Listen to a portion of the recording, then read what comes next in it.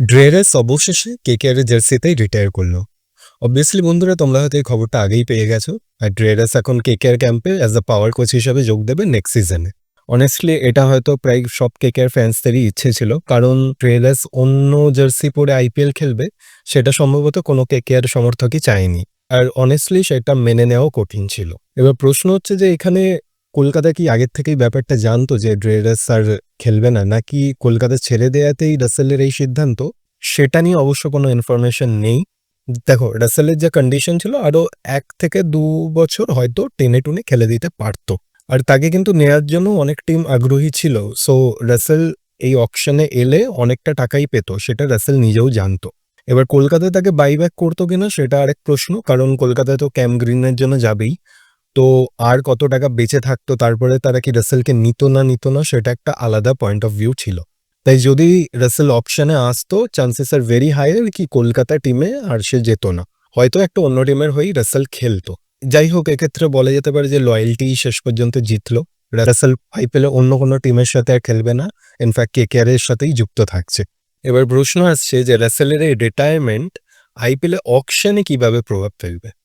একটু আগেই বললাম আইপিএলে বেশ অনেকগুলি দলই রাসেলকে নেওয়ার জন্য বেশ আগ্রহী ছিল, তার মধ্যে অবভিয়াসলি টপে ছিল সিএসকে, যাদের কিন্তু সেকেন্ড হাইয়েস্ট পার্স আছে আফটার কেকেআর। আর এখন কি হচ্ছে, রাসেল তালিকা থেকে পুরোপুরি বেরিয়ে যাওয়ায় সিনারিওই কিন্তু পুরোপুরি বদলে গেছে। দেখো, স্পটলাইট কিন্তু এখনো ক্যাম গ্রিনের উপরই আছে, কিন্তু এখন বলতে পারো স্পটলাইটের তীব্রতা ক্যাম গ্রিনের ওপর আরো অনেকটা বেড়ে গেছে। দেখো, এই অলরাউন্ড কমোডিটি অকশনে কিন্তু বেশি পাওয়া যাবে না, স্পেশালি যারা ব্যাট করতে পারে, জোরে বোলিং করতে পারে। হ্যাঁ, তুমি মেবি ব্যাটসম্যান হু ক্যান বোল, মানে যারা স্পিনার, সেরকম অপশনস পেয়ে যাবে, কিন্তু এরকম জোরে বোলার প্লাস ব্যাটসম্যান অপশনস কিন্তু এই রাসেল, ক্যামেরন গ্রিন এরকমই লিমিটেড ছিল।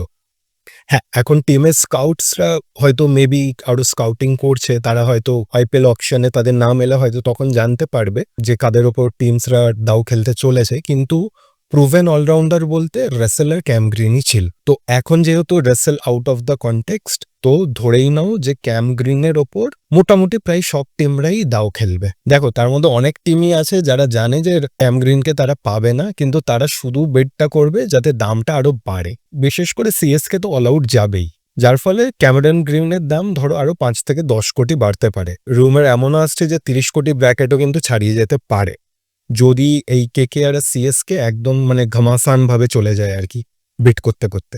দেখো, স্টিল কেকেআরই গ্রিনের জন্য সবচেয়ে এগিয়ে, কিন্তু ধরো দাম যদি খুব বেশি উঠে যায় তাহলে কিন্তু আমাদের অন্য পজিশনে দল সাজানোর সময় কেকেআরকে কিছুটা কম্প্রোমাইজ করতে হবে। ক্যাম গ্রিন যেহেতু মার্কি প্লেয়ার, ধরে নাও এই প্রথম কিছু স্লটের মধ্যেই আসবে, তো মোটামুটি সেই সময় কেকেআর বা সিএসকে দুজনেরই অ্যামাউন্ট মোটামুটি ধরো ওই একই রকমই থাকবে, যদি না আগে পরে কোনো প্লেয়ার্স কিনে আসে। তো ওই যুদ্ধটা কিন্তু ওই একদম ফার্স্ট কয়েক ঘন্টার মধ্যেই কিন্তু শুরু হয়ে যাবে। এরপর কেকেআর যদি ক্যাম গ্রিনকে অ্যাকোয়ার করে নেয়, তাহলে কিন্তু তারা সিএসকে থেকে মেবি যদি ধরো 30 কোটির দিকে চলে যায়, তাহলে তারা কিন্তু সিএসকে থেকে সেকেন্ড পজিশনে চলে আসবে অকশনে। তার ফলে যে আপার হ্যান্ডটা যেটা কেকেআর এর ছিল এতক্ষণ, সেটা তখন সিএসকে হয়ে যাবে। তো কেকেআর প্লেয়াররা যাদের টার্গেট করতে চাইবে, মেবি ধরো কার্তিক শর্মা, তে সিএসকেও ইন্টারেস্টেড, সেক্ষেত্রে কিন্তু তারা পাবে না। এরকম কিন্তু অনেক কিছু ডাইনামিক্সই চেঞ্জ হয়ে যাবে এই রাসেল রিটায়ার করাতে।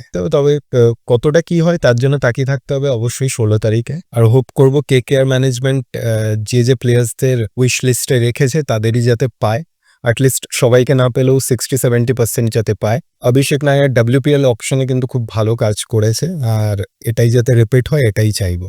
আর বন্ধুরা, তোমরা জানিও যে রাসেল রিটায়ার করায় ক্যামেরন গ্রিনের দাম কি সত্যি বাড়তে পারে, নাকি জাস্ট এটা একটা রুমার বলে মনে হচ্ছে? কমেন্টে কিন্তু অবশ্যই জানিও। ফিরছি খুব তাড়াতাড়ি নতুন কোনো খেলার টাক নিয়ে।